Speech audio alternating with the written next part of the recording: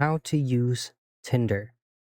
Now, in this very quick video, I'm going to show you how to get started and use the Tinder application.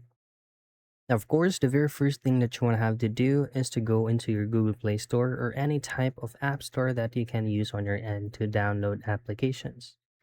And then this is going to be the application that we're looking for.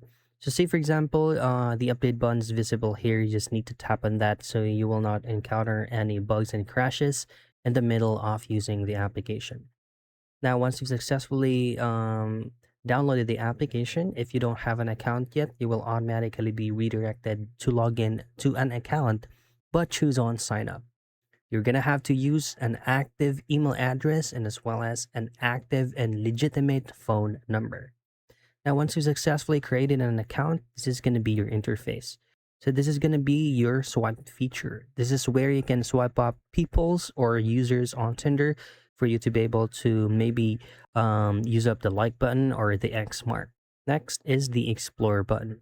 And then you have the likes button, the chat button where you can interact with people privately, and then your profile menu.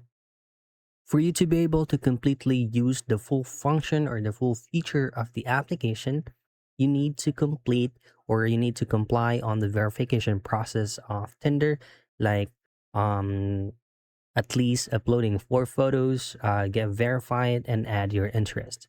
And that's it. That's the most basic parts on getting started and use Tinder.